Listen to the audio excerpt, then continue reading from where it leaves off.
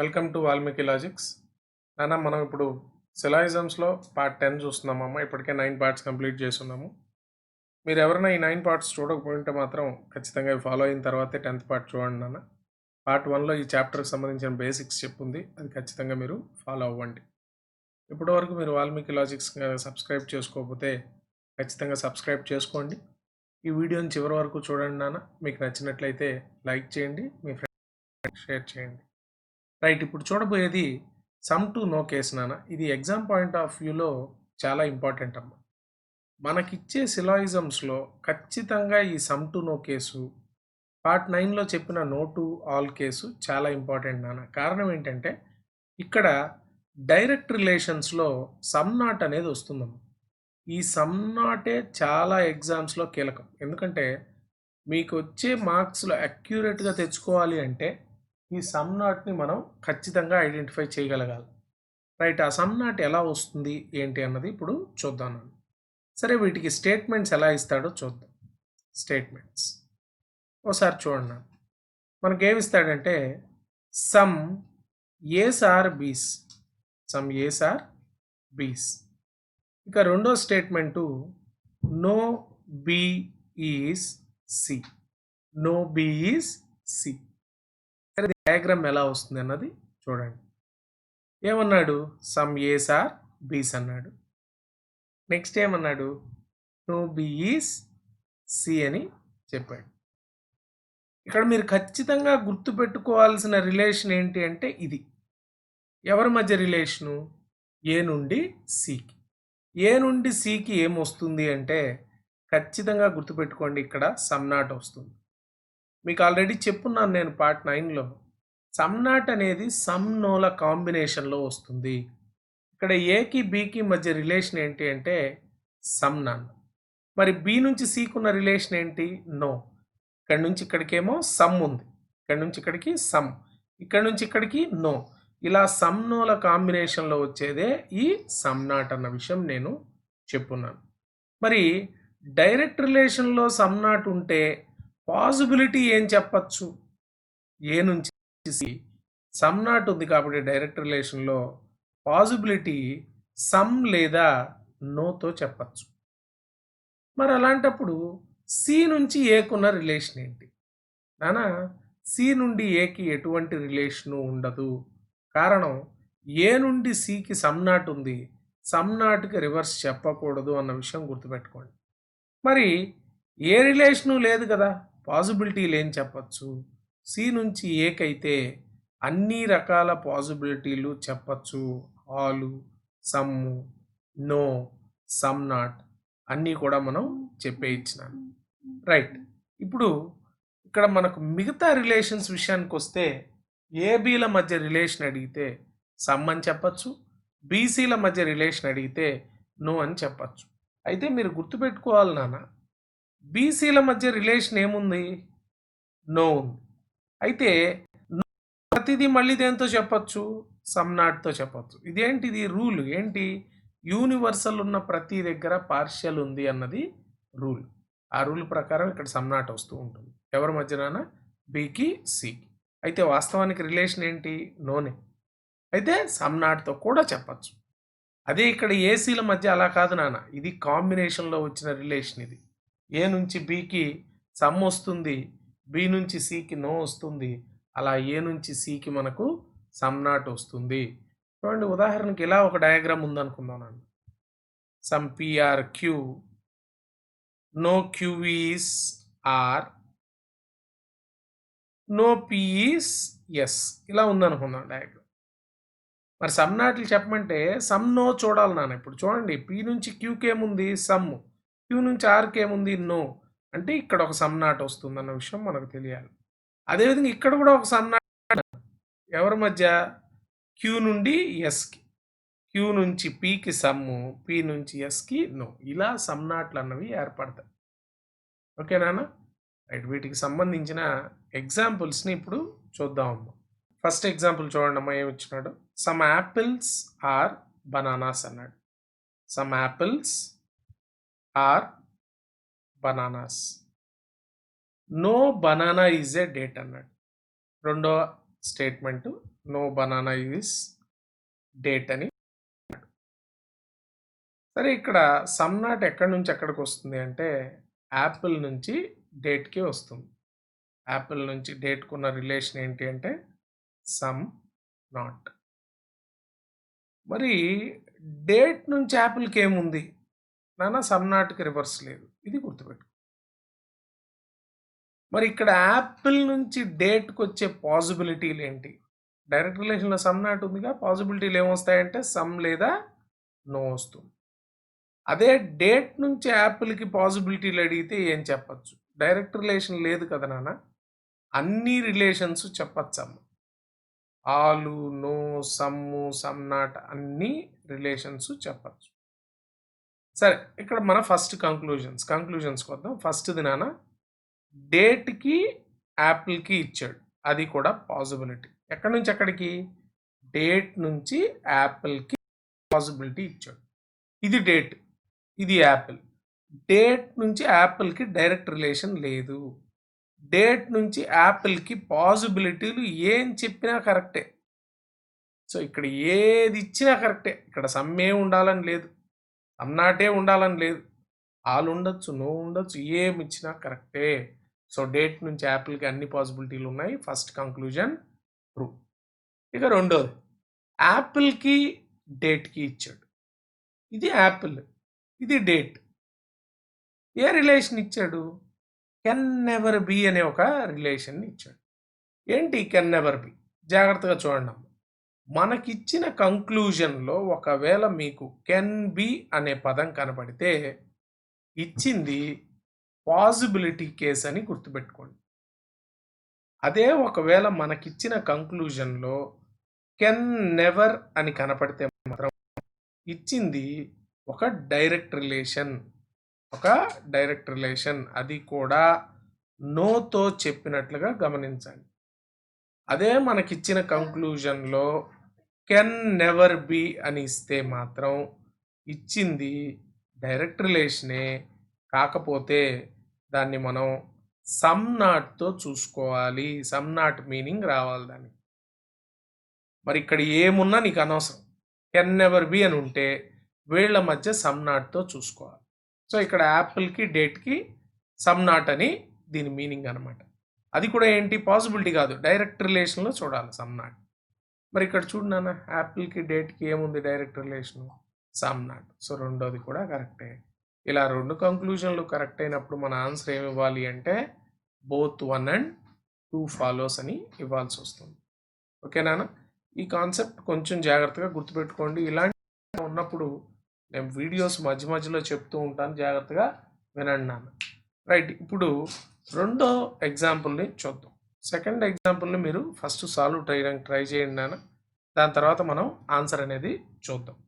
Second example ఏమి ఇచ్చాడో చూడండి నాన్న ఒకసారి. ఇక్కడ సమ్ యాంట్స్ ఆర్ క్యాట్స్ అని అన్నాడు.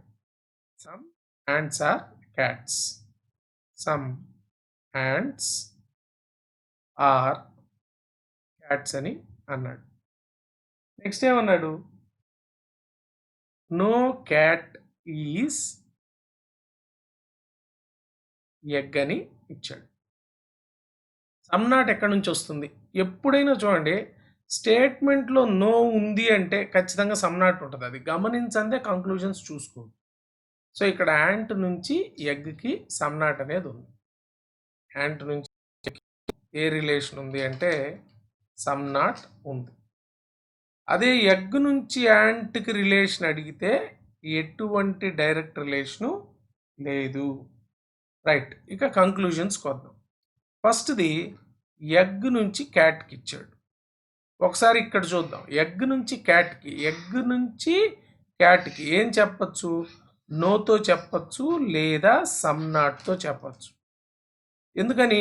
నో ఉన్న ప్రతి దగ్గర సమ్ నాట్ ఉంది. ఇది మీకు ఫస్ట్లోనే చెప్పానమ్మా. ఆల్ ఉన్న ప్రతి దగ్గర సమ్ ఉంది, యూనివర్సల్ ఉన్న ప్రతి దగ్గర పార్షియల్ ఉంది, ఆల్ ఉన్న ప్రతి దగ్గర సమ్ ఉంది, నో ఉన్న ప్రతి దగ్గర సమ్ నాట్ ఉంది. నోతో చెప్పే ప్రతి వాక్యాన్ని సమ్ నాట్తో చెప్పచ్చు. కాబట్టి క్యాట్కి ఎగ్కి నో లేదా సమ్ నాట్ చెప్పుకోవచ్చు నాన్న. So first conclusion true. ఇక్కడ కన్ఫ్యూజ్ అవ్వద్దు నాన్న, ఎందుకంటే ఇది మీకు ఫస్ట్ పార్ట్స్లోనే చెప్పున్నా, గమనించాలి ఈ బేసిక్స్ కాన్సెప్ట్స్ ఇవన్నీ కూడా. సరే, ఇక రెండోది చూద్దాం. ఎవరి మధ్య రిలేషను? యాంట్కి క్యాట్కి. యాంట్ నుండి క్యాట్కి. ఇక్కడికి రండి. ఇది యాంట్, ఇది క్యాట్ నాన్న. యాంట్కి క్యాట్కి రిలేషన్ ఇక్కడే ఉంది కదమ్మా. యాంట్కి క్యాట్కి రిలేషన్ ఇక్కడే ఉంది, మన స్టేట్మెంట్లోనే చెప్పేస్తున్నాడు. ఏంటి రిలేషన్ యాంట్కి క్యాట్కి? సమ్. మరి ఇక్కడ ఏం అడుగుతున్నాడు? యాంట్కి క్యాట్కి పాసిబిలిటీ అడిగాడు. డైరెక్ట్ రిలేషన్లో సమ్ ఉంటే పాసిబిలిటీలు ఆలు లేదా సమ్ నాట్. ఈ విషయం మనకు తెలుసమ్మా. డైరెక్ట్ రిలేషన్లో సమ్ ఉంటే పాసిబిలిటీ కేసెస్ దేంతో చెప్పచ్చు అంటే ఆల్ లేదా సమ్ నాట్. ఇది కూడా బేసిక్స్లోనే చెప్పాను. మరి ఇక్కడ అడిగింది దేంతో పాసిబిలిటీ? ఆల్తో. ఆల్ ఉంది కదా నాన్న పాసిబిలిటీగా. సో రెండోది కూడా కరెక్టే. మన ఆన్సర్ ఏమి ఇవ్వాలి అంటే బోత్ 1 and 2 అనేది ఇవ్వాల్సి వస్తుంది. ఏమ్మా? ఇప్పుడు నెక్స్ట్ ఎగ్జాంపుల్ని చూద్దాం. మీరు వీడియోని పాస్ చేసి ఒకసారి సొల్యూషన్ ట్రై చేయండి నాన్న. ఆ ఎగ్జాంపుల్ చూడండి, ఇక్కడ ఏమి ఇచ్చాడు చూడండి నాన్న. స్టేట్మెంట్ చూడండి. సమ్ డెస్క్ ఆర్ క్యాప్ అన్నాడు. Some desk are cap. Next no cap is red. No cap is red. మరి సమ్ నాట్ ఎక్కడి నుంచి ఎక్కడికి ఉందమ్మా? డెస్క్ నుంచి రెడ్కి సమ్ నాట్ ఉంది. ఈ విషయమే మనం గుర్తుపెట్టుకోవాల్సింది. మరి రెడ్ నుంచి డెస్క్ అడిగితే ఎటువంటి డైరెక్ట్ రిలేషను ఉండదు. ఎటువంటి డైరెక్ట్ రిలేషన్ అంటే నోతో కూడా చెప్పకూడదు నాన్న. ఏ రిలేషను వీళ్ళ మధ్య చెప్పకూడదు. రెడ్ నుంచి డెస్క్. పాసిబిలిటీలు అన్నీ చెప్పుకోవచ్చు. సరే, ఫస్ట్ కంక్లూజన్ చూద్దాం. ఎవరి మధ్య ఇచ్చాడు? డెస్క్కి రెడ్కి సమ్ అని చెప్పాడు. డెస్క్కి రెడ్కి సమ్ చెప్పకూడదు నాన్న. దేంతో చెప్పాలి? సమ్ నాట్తో చెప్పాలి. ఫస్ట్ది తప్పు. రెండోది రెడ్కి డెస్క్కి నో అన్నాడు. రెడ్ నుంచి డెస్క్కి చూడండి, ఈ మాట రెడ్ నుంచి డెస్క్కి నో అంటే చాలామంది ట్రూ అని కొడతారు. రెడ్ నుంచి డెస్క్కి నో అనే రిలేషన్ కూడా లేదు. ఇక్కడ నో కూడా రిలేషనే. నో అనేది కూడా ఒక రిలేషనే. సో ఇక్కడ అది కూడా లేదమ్మా. ఇది ఏవి కూడా చెప్పకూడదు. ఆలు, సమ్ము, నో, సమ్ నాట్ ఇలాంటి ఏ రిలేషను వీళ్ళ మధ్య చెప్పకూడదు. అందుకే నేనేమంటున్నాను, డైరెక్ట్ రిలేషన్ లేదు అంటే వీటితో ఏ కేసు చెప్పకూడదు. రెడ్ నుంచి డెస్క్. ఓకేనా? సో ఇచ్చిన 2 తప్పులు పోయినాయి నాన్న. మరి 2 తప్పులు పోగానే మనం ఏ ఆప్షన్కి వెళ్తాము? నెయిదర్కి. అయితే ఎయిదర్ వస్తుందేమో చూద్దాం ఒకసారి. ఎయిదర్ వస్తుందేమో చూడండి. దీనికి 3 రూల్స్ ఉన్నాయి నాన్న. రూల్ నెంబర్ 1 ఏం చెప్పాను? ఇచ్చిన 2 కంక్లూజన్లు ఫాల్స్ అవ్వాలి. మరి ఇక్కడ 2 కంక్లూజన్లు ఏమైనా మనకు తప్పులు పోయినాయి. So rule number 1 completed. Rule number 2, ఇచ్చిన 2 కంక్లూజన్స్లో సబ్జెక్టు ప్రెడికేటు సిమిలర్గా ఉండాలి. అంటే ఇవి desk red, red desk. Order మారినా పర్లేదమ్మా, ఆ పదాల గురించే చర్చించాలి. ఫస్ట్ దాంట్లో డెస్క్ రెడ్ ఉంది కదా, రెండో దాంట్లో కూడా డెస్క్ రెడ్డే ఉండాలి. ఆర్డర్ మారినా పర్వాలేదు. సో సబ్జెక్టు ప్రెడికేటు సిమిలర్గా ఉండాలి అన్నాను. సబ్జెక్టు ప్రెడికేటు సిమిలర్గానే ఉన్నాయి నాన్న. ఓకేనా?